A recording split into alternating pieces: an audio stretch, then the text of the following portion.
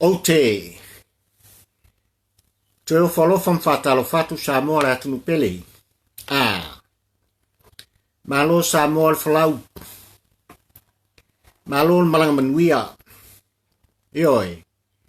Tātou tau whafo i le viinga ma le whaafitai. Le whaasangi le whaapolo lo tātou tamā o le langi o lele o tātou tū vai mai. Ia i le lua i aso tōna o le masina muli muli o le nei tausanga. Lua afe lua se fulu. Ioi.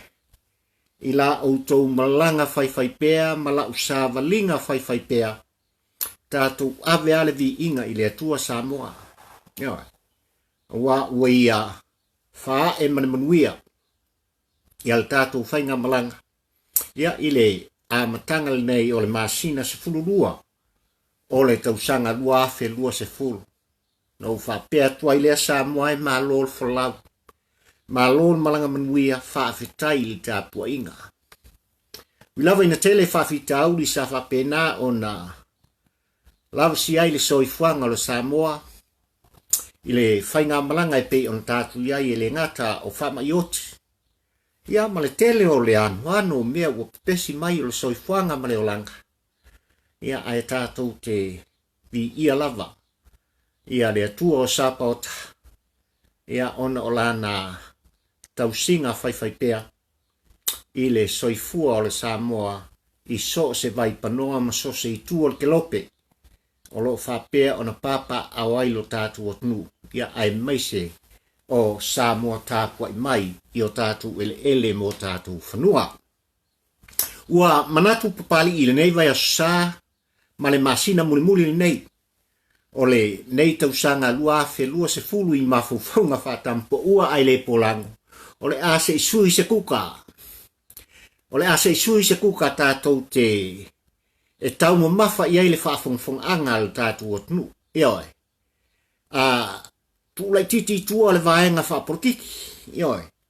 Nei meane ua o atu ia mati a pelila e pai le whanga o le tuunga. Ia ua ngalo Samoa ia ni manatu manitu mumusu Tama Poua ai le Polago. Ia ai lei o na nga ia Mafaufauga o le nei vai tau. Ia inisi fo o mea sa tutupu ma o mea o lo tutupu. O lo tupe le soifuanga o oe le Samoa. Ia maa u le Samoa. E le ngati tutonu o tatu o tunu. Ia ai so se atunu o lo whapea o na soifua. Ma o lailu tatu o tunu sa ili malo. Ioi. No whapea le a Samoa. O le a amata nei. Masalo peto e tasi lua tolu.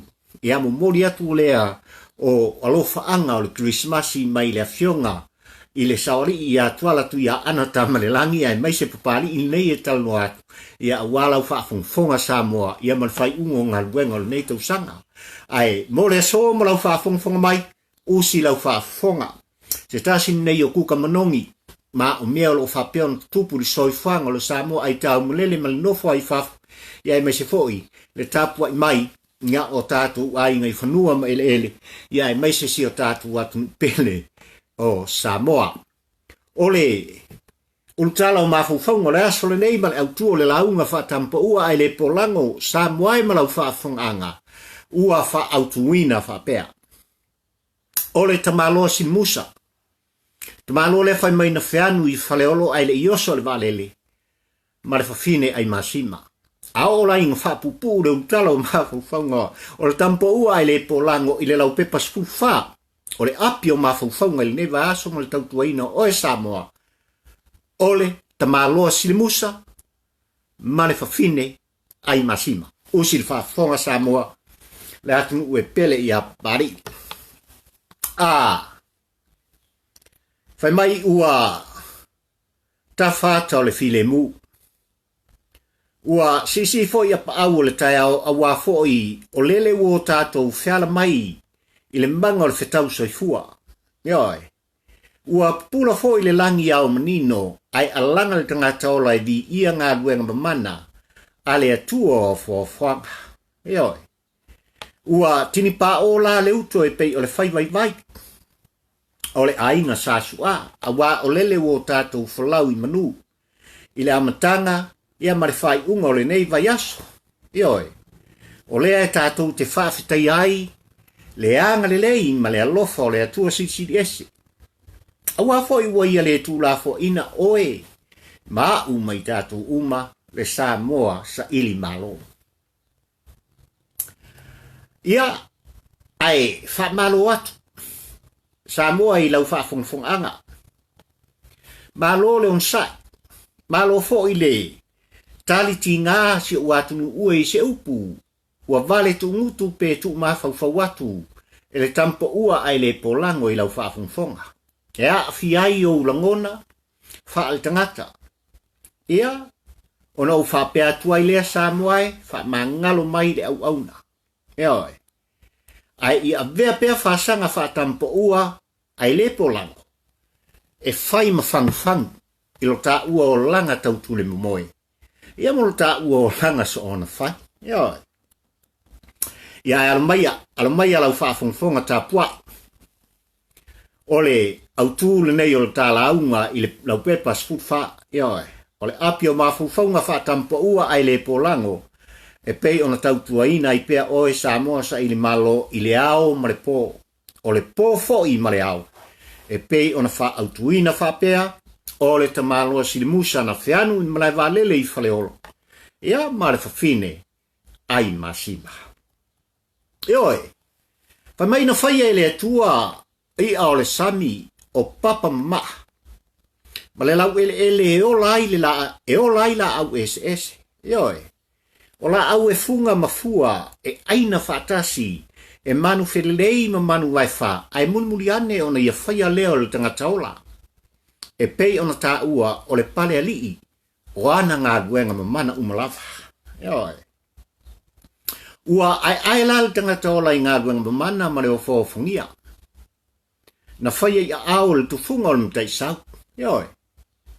Whai mai ua whao ngā fo i mutia e whawhanga i ne pukanesa. Ai o le fue sina, ma le awa itu, e lamu mainu le sua, e tangata ola. Ioi. E whewhewe i ai, whai mai e whewhewe i ai itu. Ma te moni, ma anganga le anga. Ioi.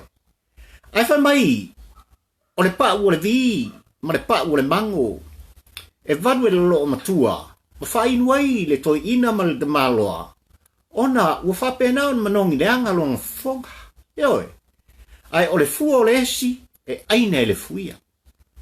Ma le tama le tangata. Ai o le fua o le whawhai. Ma le mango whai mai e ai e le pea. Ia ma le autinifu. Ioi. O le moa e whalongo i le kuku.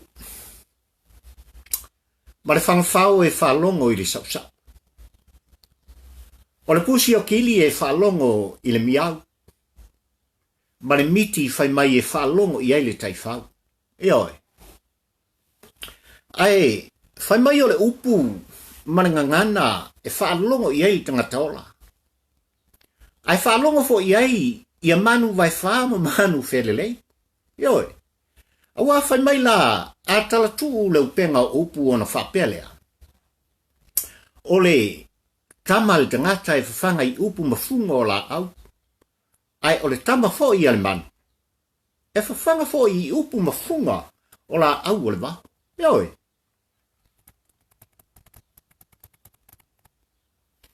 Whai mai, na whanau mai le tama ma le teine Samoa. I tutonu o se a inga e wa ai le alofa o le atua. Peita. E muli taipea le ti apolo e lama i son taimi. E vea i tangata soifua mana uo mai. Ioi. Ma whai mai, o le taimi lava e ma whana i le uo le ti apolo. Ma le tangata soifua e matua whainga tā tele. Whainga tā tele ona whātete e seina. Le uo lea e pei ona o tā ua. Ioi. A wafo i. Whai mai o le tamalo silimusa. E whainga luenga.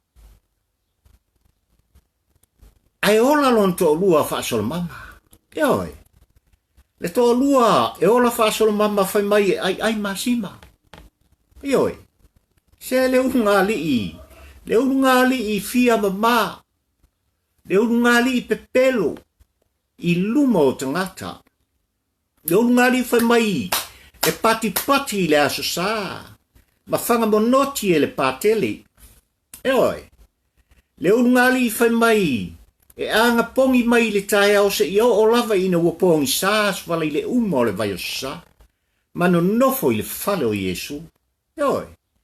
Le unungali I lea. Al te loa sine musa. I aitia. Ma meto tia pepelo. Ma le fafine. Ai ma sima fia tangata. E oi.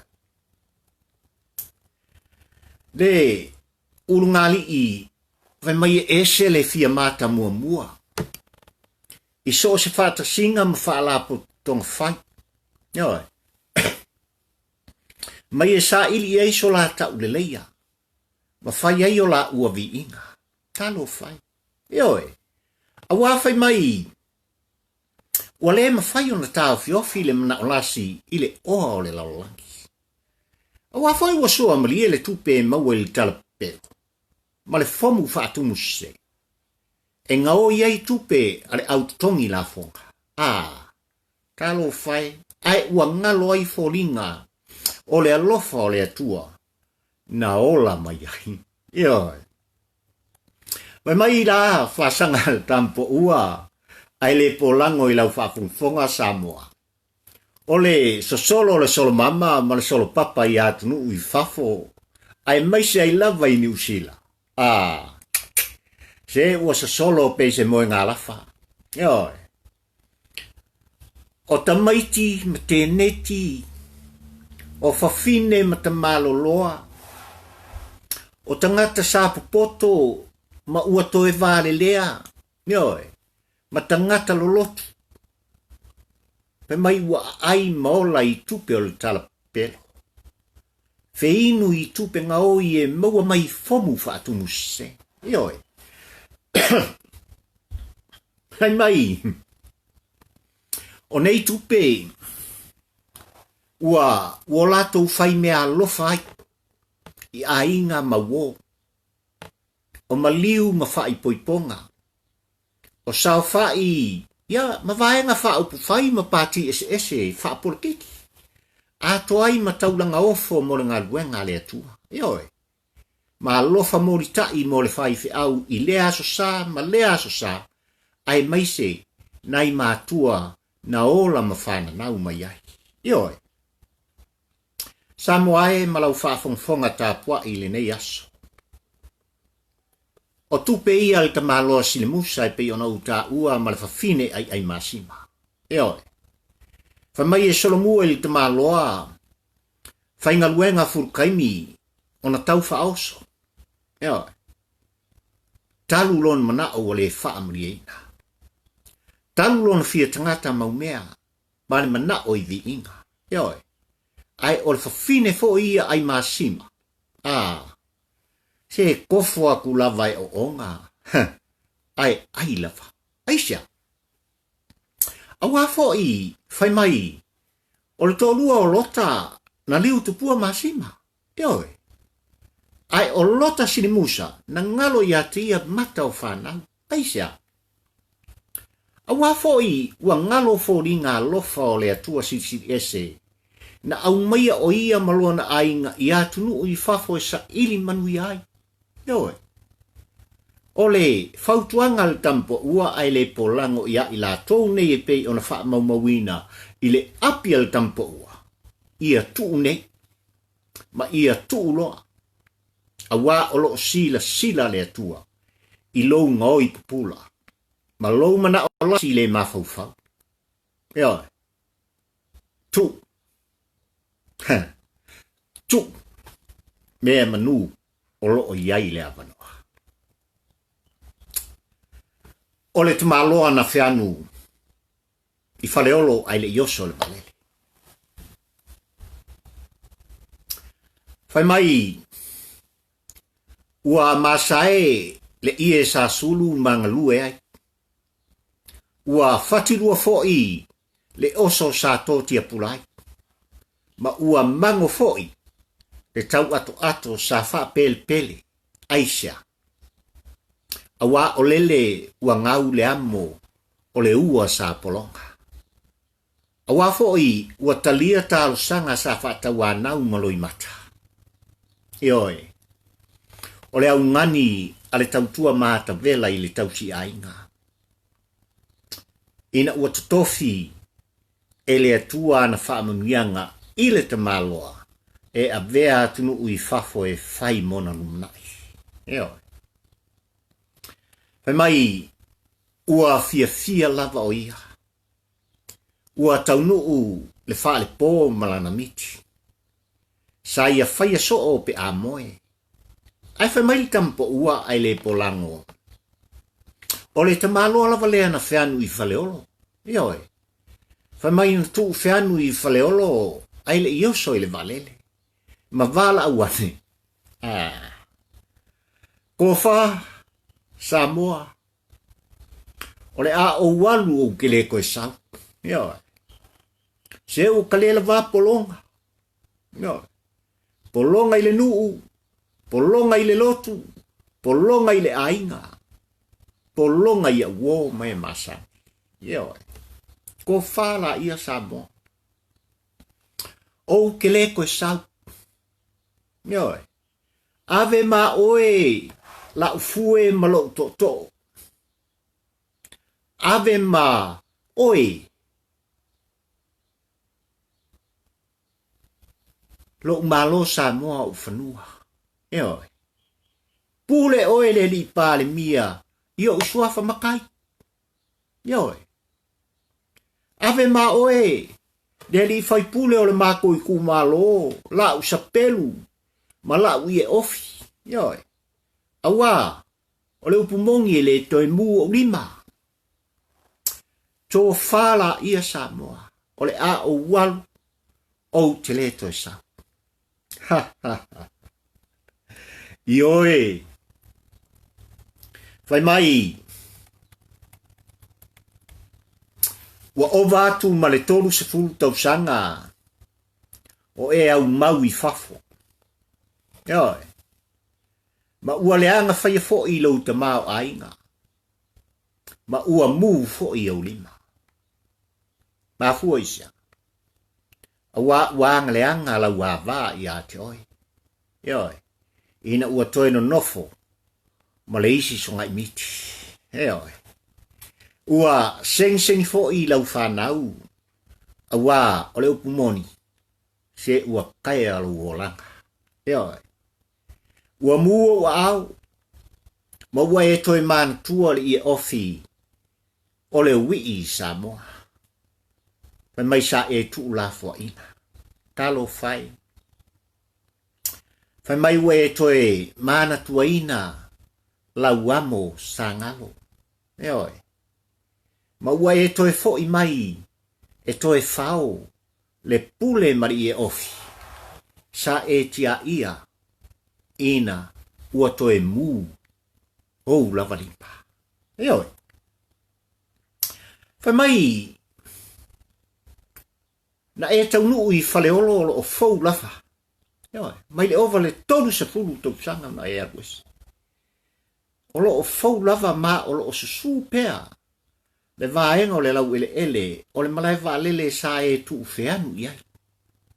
Aisia. Wafo i fai mai na ave oe le atua i nu ese. E tofo ai oe. Pe moni lava. Ua e polonga. Na ave oe le atua e tofo masue. Pe e te alofa mai ina i o uso, ma tua whawhine, ma lou ainga, o lo nofo tāpua i atu, i whanua, ma ainga i Samoa. Yo. Na tofo oe le atua. Pe te iloa ona e whaafetaia. Ma whaamanu atu. I a te ia. O lo atua, ma lo atua. O nei e o i le whaamau. Yo. A whamari tampo ua ai le Polago. O le tātou o langa i le se winga. Ma a whai tātou te tau mawhai. E whai se winga pe tau mwhai fo i e wha winga le o langa. Ona avea lea ma mea e a fia ma wha lea ngai le whai ai ma. Na au mai e le tua. Tātou te ola. Ioi. Usoe. O le upumoni i lau whaafonga Samoa le atun pole. E lo loto. Uporenga ngana Mafaufauga ai le Polago. Pe a whai Samoa lo atun ue te whaafonga. Mai sa ili le le iai. Ioi. Le. Tama loa lava lea na whianu I whale olo. Whai mai. Wa sau e toi whaola namo. Ai ua tuai. Ioi. O wafoi ua toi ina o ia. Wa sau e toi whao le pule. Sa tu whianu iai. Ai whamaia. Ai ka lo whai. Ua sao upu o le kawaso. Wa le sususa saso. Ioi. A wafoi. O le fuata malona lou. O le lou malona fuata. Ioi. O le taimi fo I malona tai. Ioi. Whai mai ai le pule. Ai musu e nofo e tausi le aika. Ma ua mana o e tau tangata o lona ainga o tangata tautua. Ioi. Mana mea whainga ruenga. Ai aru ta I atunu ui fafu. Ia. Ma le ilonga se mea e mataitu solo ai. I matawhanga e whea I solo iai. Ia whawhinge ma kenge palangi o ia aku. Ka ingo. Ioi. Whai mai, wana o le tilo le sapelu. Ai musu e u. Ioi. Ua mana o I le pule. Ai ua musu e toi polonga. Ioi. Ma o le ala lea. Na ia toi wheanu ai whale olo. Ai le toi oso I le valele. E toi fo I mai fafu. Ma vala au mai. I lana vala au nga muli. I lona ainga mo lona atunu. Whaafekai keli. Whaafekai lo o kou whai ainga lele. Ioi. No ainga e. O le a o koe alu. Ma o ke le koe sau. Ioi. A whai fo I o ke koe sau. O le a o le sau lo ka kou ainga ai o le a o sau o ngofo ia e ki krei. Ioi. O nga o sau lea whakulis. Ma o le upumongi. O ke le koe manga o lava. I seisi. Ioi. Ave umala ia. Ma o kou o uswafa makai. Mo o whangua. Ai o walo whaanga muri. Mo o kou si o ai ngai. Se kau ia o kou. Se umu o kou po ngau. Ko whala ia. Awa o lea. O lea o koe foi. Iangi usilam au sakalia. Ma ke koe ngofo ai ma se isi whinge. Inga ia o sidi musa I mea upa. Ai masima. Ile ma ua maftaka. So I fua ma ia manuia lau whaafonga Samoa lo uatunu pele. Ioi. Pe lava ona o tau mawhai atu. Ea, ole masinga muri o le kausanga. Ole a se isa ili mtanga upea I le Tama Poua ma le kuskala I kulanga e pe unga yei tu whaaporokiki. Ia wale anga I atu o le tato watunu. Le lua afe lua sfutasi. Ia mo lana whiringa whai. Ioi. Ai mo le taiminei se ia o lava. I luma mai o le aso tato te whaamana pinai. Le soifua mai o le pepe fau. Sui le kuka. O Mafaufauga o ngā e tu mumusu. Atuai papali I matuala. Ia te oe le Samoa I le vaitau le nei. O le vaitau ma le masina muri o le soifuanga. I le tatou savalinga o le lua afe lua se fulu. E le whaingofie. E oe. Le afa pena o na tau mawhai ti Apollo e lama ia oe. Lama ia tia. Ai mo le taim nei. I anga le leile atua. Anga le leile atua yo ainga woma e masani lo watunu ue. I so se vai panoa o Samoa whaafetai tele. Iei le whaamanuianga le atua i ate o tau umalava. Whaafetai i loutou langolango mai, whaafetai i loutou tu mai o tau langona.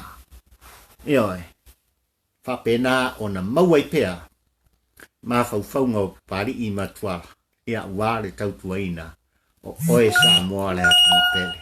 Samoa o te alofa i ate oe.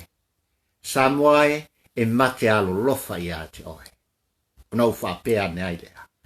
God bless, and I love you, Samoa. Soifua, mai ia manuia.